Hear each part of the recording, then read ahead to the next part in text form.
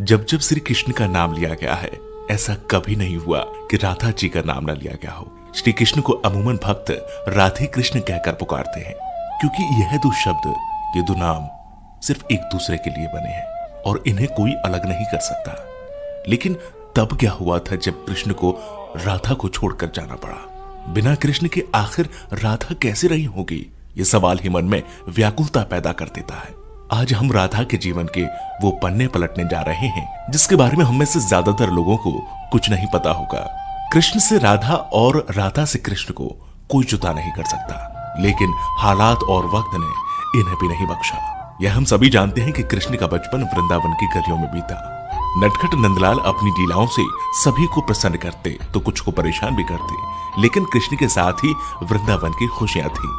कृष्ण ने अपनी बांसुरी की मधुर ध्वनि से अनेकों गोपियों का दिल जीता, लेकिन सबसे अधिक यदि कोई उनकी बांसुरी से मोहित था तो वो राधा थी। लेकिन राधा से कई ज्यादा प्यार कृष्ण उन्हें करते थे। राधा कृष्ण से उम्र में 5 वर्ष बड़ी थी, लेकिन फिर भी इस बात का फर्क न कृष्ण को पड़ा और न ही राधा को। राधा वृंदावन से कुछ ही दूरी पर रैपल्ली नामक गांव में रहती थी, लेकिन रोजाना कृष्ण की मधुर बांसुरी की आवाज से वो खिंची चली आती थी। कृष्ण का जीवन भी साधारण नहीं था। धीरे धीरे वह समय निकट आ रहा था जब कृष्ण को वृंदावन छोड़कर मथुरा जाना था। कृष्ण के दुष्ट मामा कंस का अत्याचार चरम सीमा पर पहुंच चुका था और एक दिन कंस ने उन्हें और उनके भ्राता बलराम को मथुरा आमंत्रित किया, और इसी बात से वृंदावन नगरी में सभी के भीतर एक डर पैदा हो गया। वृंदावन में मानो जैसे मातम सा छा गया था। मां यशोदा तो परेशान थी क्योंकि उनका दिल का टुकड़ा उनसे दूर जा रहा था, लेकिन कृष्ण की गोपियां भी कुछ कम उदास नहीं थी। दोनों को लेने के लिए कंस के द्वारा रथ भेजा गया, जिसके आते ही सभी ने उस रथ के आसपास घेरा बना लिया, यह सोचकर कि कृष्ण को नहीं जाने देंगे। उधर कृष्ण को राधा की चिंता सताने लगी थी और वे सोचने लगे थे कि जाने से पहले एक बार राधा से मिल ले। मौका पाते ही वे छिपकर वहां से निकल गए और फिर उन्हें राधा मिली, जिसे देखते ही वे कुछ कह न सके। राधा कृष्ण की इस मिलन की कहानी बहुत अद्भुत है। दोनों ना तो कुछ बोल रहे थे और ना कुछ महसूस कर रहे थे, बस चुप थे।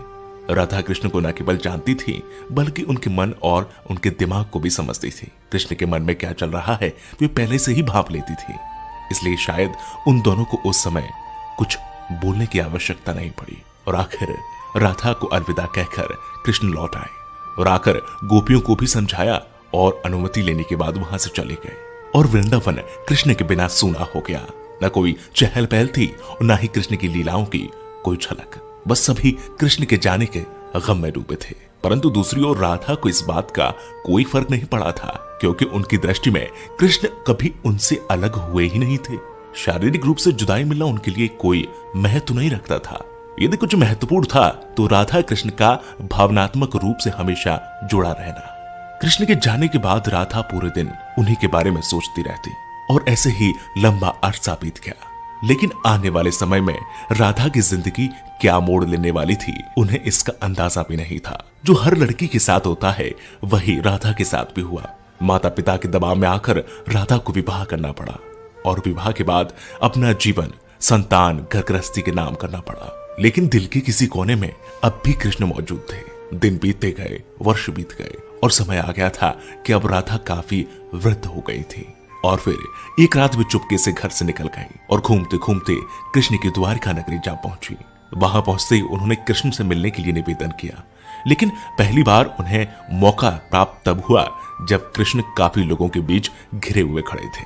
राधा को देखते ही कृष्ण की खुशी का ठिकाना नहीं रहा, लेकिन तब भी दोनों में कोई वार्तालाप नहीं हुई, क्योंकि अभी भी उन्हें अल्फाजों की आवश्यकता नहीं थी। कहते हैं कि राधा कौन थी यह द्वारिका नगरी में कोई नहीं जानता था। राधा के अनुरोध पर कृष्ण ने उन्हें महल में एक देविका के रूप में नियुक्त कर दिया। वे दिन भर महल में रहती, महल से संबंधित कार्यों को देखती और जब भी मौका मिलता दूर खड़े होकर कृष्ण के दर्शन कर लेती। लेकिन फिर भी न जाने क्यों राधा में धीरे धीरे एक भय पैदा हो रहा था, जो बीतते समय के साथ बढ़ता चला गया और उन्हें फिर से कृष्ण से दूर जाने का डर सता रहा था। उनकी भावनाएं उन्हें कृष्ण के पास नहीं रहने देती। साथ ही बढ़ती उम्र भी अब उन्हें कृष्ण से दूर ले जा रही थी। और आखिर एक शाम महल से वो चुपके से निकल गई और न जाने किस ओर चलती। वह नहीं जानती थी कि वह कहां जा रही है, आगे मार्ग पर क्या मिलेगा, बस चलती जा रही थी। परंतु कृष्ण तो भगवान है, वे सब जानते थे। इसलिए अपने अंतर्मन में वे जानते थे कि राधा कहां जा रही है।